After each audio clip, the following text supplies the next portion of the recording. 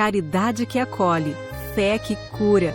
São milhões de pacientes atendidos com carinho, fé e amor, com consultas, cirurgias espirituais e remédios fitoterápicos, tudo gratuitamente. Entre no site ou ligue e faça sua doação e deixe sua generosidade transformar as vidas de milhares de necessitados. Seu gesto vale muito. Instituto de Medicina do Além. Caridade, fé e amor que curam.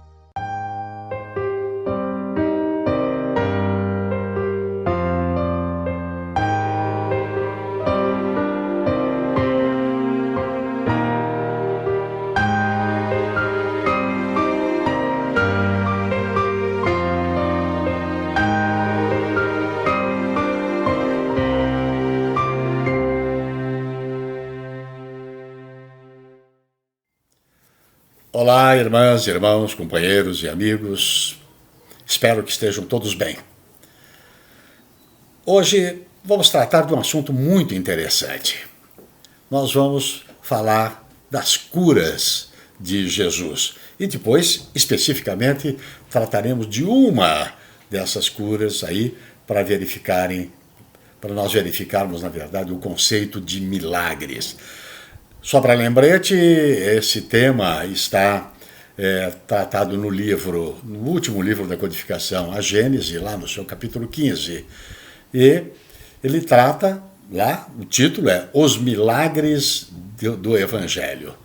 E ele trata de diversos chamados milagres, como, por exemplo, alguns genéricos, como o advento da estrela, a ocorrência da estrela dos Reis Magos, as explicações a propósito da chamada dupla vista, que é a possibilidade de Jesus descobrir coisas que não estavam ao alcance de todas as outras criaturas, e a história do beijo de Judas, os fatos relativos à chamada pesca milagrosa, e dentre todos esses também uma análise de diversas curas, como aquela perda de sangue daquela senhora que sofria de hemorragias, a cura dos cegos, a cura dos leprosos, a cura daquela pessoa com a mão seca, e aquela história da mulher curvada há anos, desde muitos anos, e que acabou sendo curada, a cura de todos os possessos, as existências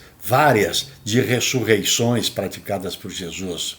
E dentre todas essas curas, nós vamos destacar uma especificamente chamada a paralítico, ou seja, a cura de um homem paralítico, a cura do paralítico, essa criatura que era lá em Cafarnaum. E esse assunto foi tratado por todos os apóstolos, todos não, menos João. Foi tratado por Marcos, por Mateus, por Lucas, todos eles com palavras mais ou menos diferentes, mas todos eles estando efetivamente dentro do contexto da chamada cura do paralítico.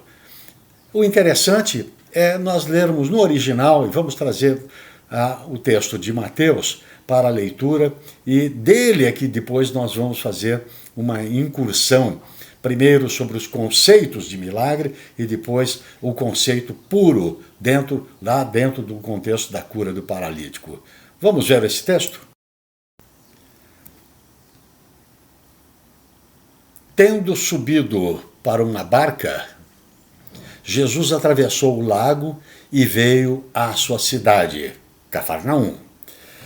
Como lhe apresentasse um paralítico deitado em seu leito, Jesus, notando-lhe a fé, disse ao paralítico: meu filho, tem confiança. Perdoados te são os teus pecados. Logo, alguns escribas disseram entre si: este homem blasfema. Jesus, tendo percebido o que eles pensavam, perguntou-lhes: por que alimentais maus pensamentos em vossos corações? Pois que é mais fácil dizer: teus pecados te são perdoados, ou dizer: levanta-te e anda? Ora, para que saibais que o Filho do Homem tem na terra o poder de remitir os pecados, levanta-te, disse então ao paralítico: toma o teu leito e vai para a tua casa. O paralítico se levantou imediatamente e foi para sua casa. Vendo aquele milagre, o povo se encheu de temor e rendeu graças a Deus por haver concebido tal poder aos homens. Esse o texto de Mateus que está reproduzido no nosso livro A Gênese.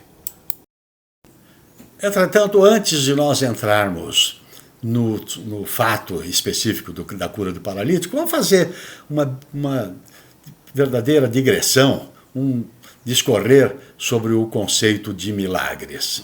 Em primeiro lugar, fica claro aí, só para constar, que a palavra milagre, ele vem do latim, ele deriva lá do verbo miror, mirares, que quer dizer admirar, espantar.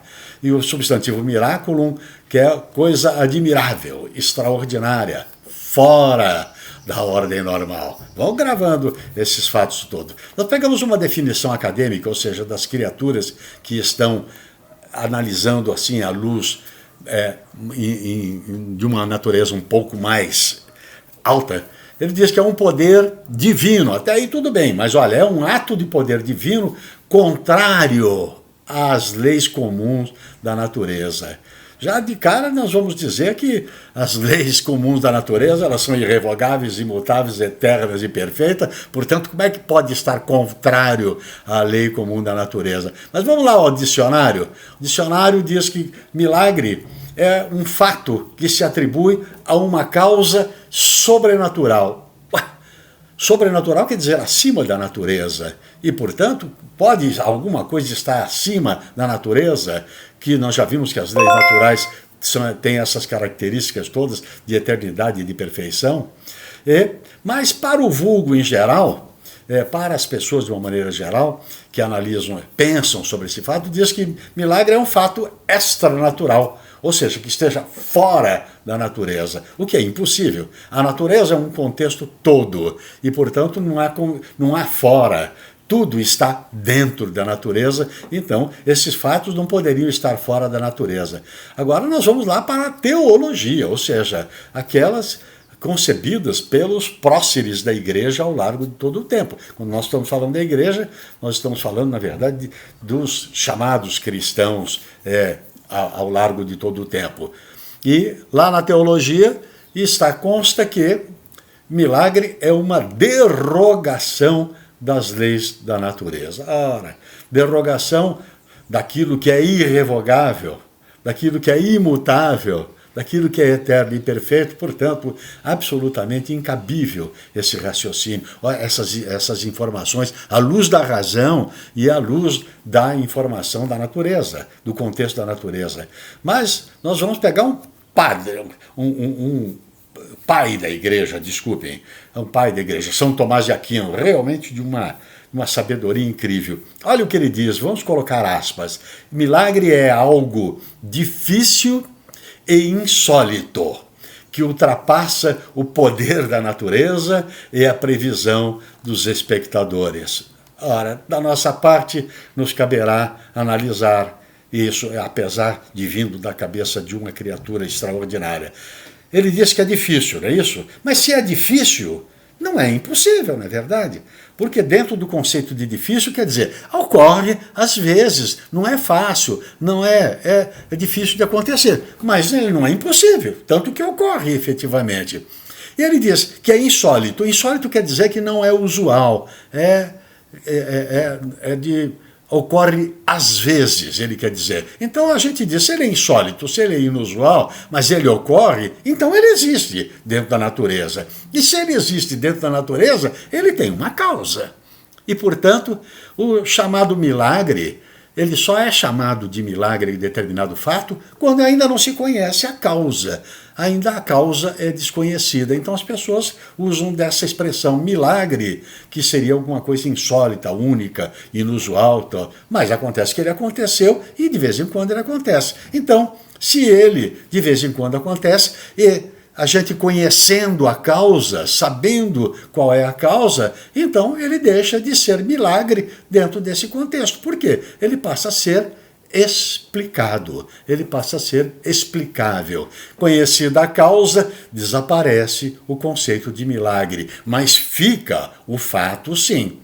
E nós sabemos que algumas criaturas dizem o seguinte: bom, então se esses fatos todos atribuídos a Jesus não é milagre, aliás, nós espíritas costumamos dizer milagre, segundo esses contextos aí, teológico e acadêmico e das massas, ele não existe. Milagre, com esses contextos, não existe. O que são fatos explicados à luz da razão e da lógica e dentro do contexto da natureza. Então, algumas pessoas dizem, mas então esses fatos atribuídos a Jesus, não sendo milagre, então ele não fez esses fatos? Seria uma alegoria, uma fantasia, uma mentira, uma invencionice? Não. Absolutamente não. Nós veremos, na verdade, que eles ocorreram, efetivamente, mas eles têm causas reais e causas científicas, explicáveis. E nós vamos verificar isso agora. Aliás, deixa eu fazer um parênteses. No livro Kairbar Schutel, que cuida dos milagres de Jesus, dos chamados fatos atribuídos a Jesus, ele diz que quando a gente está diante de um fato qualquer, a gente pergunta, mas tem prova? Isso, tem testemunha disso? E ele diz, então, vamos aplicar a Jesus. Em primeiro lugar, tem prova. Em segundo lugar, tem testemunha. Vamos ficar primeiramente com as testemunhas, diz ele lá. Olha só, tem o próprio paralítico que foi sujeito paciente da cura. Em segundo lugar, teve lá no mínimo 4 pessoas carregando a maca na qual ele foi trazido à presença de Jesus. Não só esses 4 mais, mas ainda todos os escribas que acabaram censurando, dizendo que estavam assistindo, censurando, dizendo que Jesus estava blasfemando. E mais do que isso, então, o povo todo que estava em volta. Lembram-se que lá no final, o povo deu graças a Deus, inclusive, por conceder a possibilidade da realização de fatos iguais a esse. Então, testemunha tinha muitos, mas mais do que isso, a existência de uma prova real é de que os três apóstolos de Jesus cuidaram do assunto. Mateus, Marcos e Lucas cuidaram do assunto. João não cuidou porque João é realmente um evangelho à parte de todos. Inclusive chamam ele de evangelho espiritualizado. Então, tem prova e tem testemunha. Bom, muito bem. Lido o texto todo como nós fizemos, vamos tirar alguns destaques dele. Logo de início, Jesus disse que a criatura tinha fé. Fé vem a palavra latina vem de fides, que quer dizer confiança. Aliás, Jesus usa mesmo. Você atuou com confiança. Na verdade, Jesus disse isso. Gente, a palavra fé não é um dogma. Ela não é, na verdade, um ato aí de vestes. Ela não é um ato de orações contínuas. Não é um ato do corpo físico da criatura, de ajoelhar-se e andar de joelhos, nada disso, de provocar mal para o seu próprio físico, tal, e mesmo de ofertas, tal. Isso não é fé.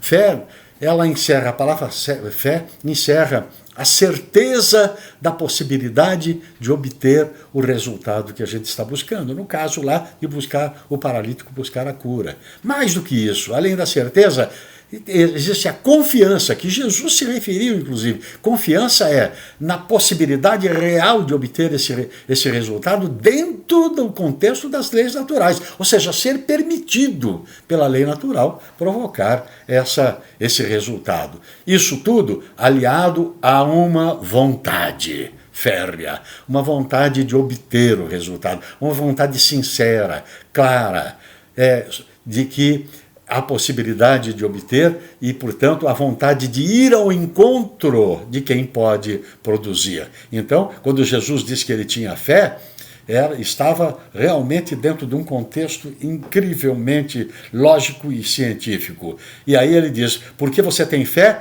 lhe serão perdoados os seus pecados. O que são pecados, na verdade? Pecados são vícios, defeitos, erros, deslizes cometidos pela criatura. Ora, normalmente o conceito de pecado, Jesus está dizendo, teus pecados lhe serão perdoados. Então ele estava se referindo a fatos anteriores. Ora, uma criatura paralítica que não se sabia, ela não decidiu ser paralítica ali por vontade própria nesta encarnação. Então ela, na verdade, estava sendo efeito de uma causa anterior.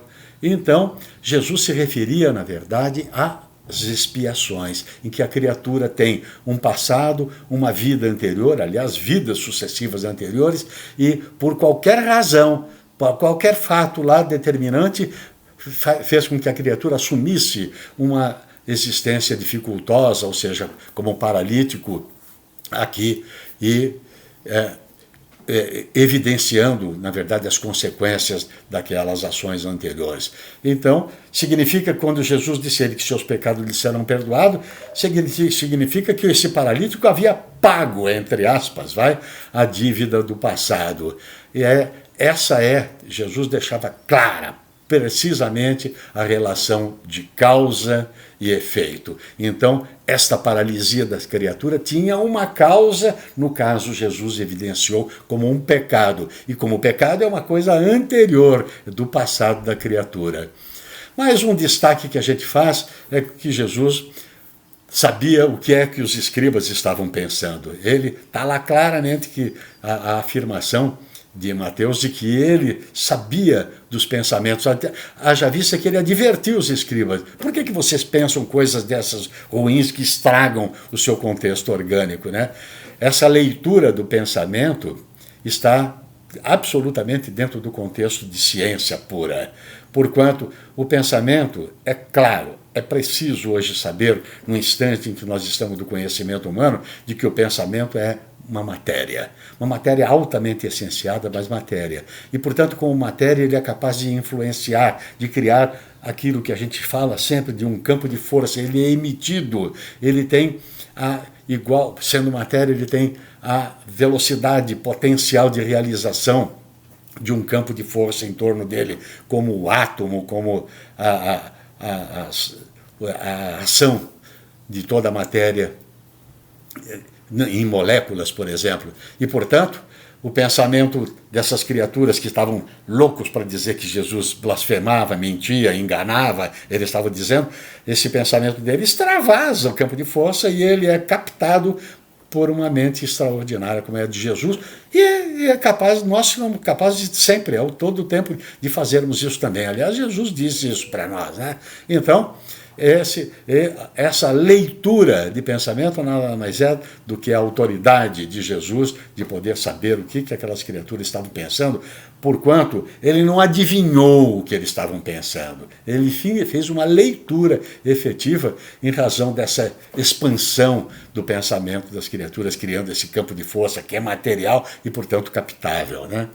E Jesus cuida da possibilidade do poder de remitir, ou seja, de aliviar dos pecados, dos erros das criaturas. Esse poder, na verdade, está aliado à autoridade, à falta de limitação, inclusive, que Jesus tinha com relação à encarnação humana. Altamente espiritualizado é a capacidade dele de verificar a causa dos males da criatura e poder auxiliar, outorgando fluidos para que a criatura pudesse se modificar, se reestruturar. Jesus não sofria as limitações das encarnações humanas. Portanto, ele tinha a possibilidade de exercitar esse chamado poder de verificação dos males das criaturas e auxiliar. Nós vamos ver mais adiante que nós também o temos. E quando Jesus diz que é simples dizer levanta-te e anda, ele quis dizer para os escribas o seguinte: é fácil dizer isso, né? Ou seja, nenhum mérito, a gente não olhar que a criatura tem mérito nenhum para poder se salvar, né? E levanta-te e anda, a criatura é simplesmente sujeito paciente, ele não colabora com nada. Ao contrário, Jesus já havia dito que ele agia com fé, com confiança, e que os erros do passado já estavam relevados, essa dívida já estava, aspas, pagas, já estavam eliminadas. Então, Jesus diz a ele o seguinte: não é muito mais fácil dizer que teus pecados lhe serão perdoados, ou já lhe são, não é serão, já são perdoados. Ele colocou já no presente e tal. E quando ele diz, então, esse levanta-te e anda, ele está tratando da existência necessária da criatura para curar-se ter efetivamente méritos e que o seu passado já tenha sido revisto na encarnação atual da criatura. Então, Jesus não foi por acaso que nos disse: vós sois deuses e fareis o que faço e muito mais. Ele disse isso exatamente porque agora nós nos conscientizássemos de que nós temos as mesmas potencialidades se nós conseguirmos eliminar de nós os nossos vícios e defeitos, as limitações que a encarnação humana tem, e nós nos direcionamos em termos de caridade, de amor, de fraternidade em favor das outras criaturas. E, portanto, nós somos, ele diz, vós sois deuses. Sabe por que ele afirmou essa característica? Nossa, deuses, com D minúsculo, quer dizer que nós somos a criatura do Criador.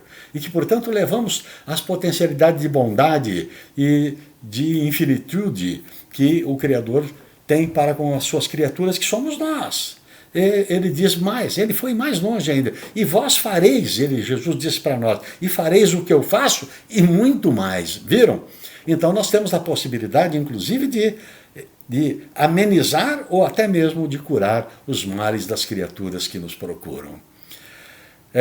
Para todas as criaturas, tanto que, e isso válido, nós dizemos, para todas as criaturas, tanto que no final da citação da cura do paralítico, lá consta o seguinte: o povo rendeu graças a Deus por haver concedido tal poder aos homens. Ou seja, reconheceram que Jesus era também um homem revivido, ou seja, com as características humanas para poder atuar naquela encarnação dele, mas ele era criatura, ele não é o próprio Criador, ele é criatura.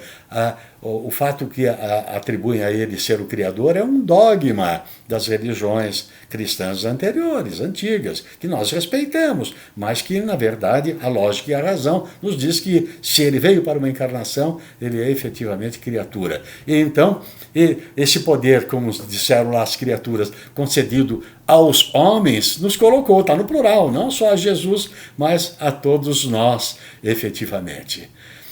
E nós afirmamos isso com certeza, categoricamente, porquanto nós verificamos aí a existência de quantos médiuns de cura existe por toda parte. E até mesmo advertimos o seguinte: os médiuns de cura, na verdade, não precisam ter qualquer contexto da chamada moralidade. Se tiverem a elevação moral e espiritual, é muito mais eficaz o socorro que eles podem prestar às outras criaturas. Mas independe, porque a espiritualidade utiliza as potencialidades dessas criaturas para promover as curas das outras criaturas. Vamos citar alguns casos lá. Olha aí, aqui mesmo, pertinho de nós, aqui em Franca, tal, o nosso querido Dr. Alonso, através do querido médium João Berbel, curas milhares e milhares, dezenas de milhares de curas realizadas, e obviamente que sem empáfia nenhuma da parte dele, nada, atribuído exclusivamente à espiritualidade, à confiança, à fé e à possibilidade de realizar, conforme nós analisamos a parábola em si. Tem mais lá, nós conhecemos, por exemplo, o espírito Dr. Albano, através do médium Euclides, aqui no Tatuapé de São Paulo, também 500, 600, 700 pessoas por final de semana acorrendo a curas que foram realizadas. Hoje, inclusive, está desativada essa casa por razões outras. Lá em Uberlândia, o espírito Dr. Hansen, através do médium Nelson Teixeira, que consta até que ele é médico também, né? E que também acorrem criaturas mil por lá. Lá no Rio de Janeiro, o Lar Frei Luiz, onde vários médiuns, como por exemplo o Luiz Lima, que era o médium, vamos dizer de médium principal, que iniciou a causa em si, né?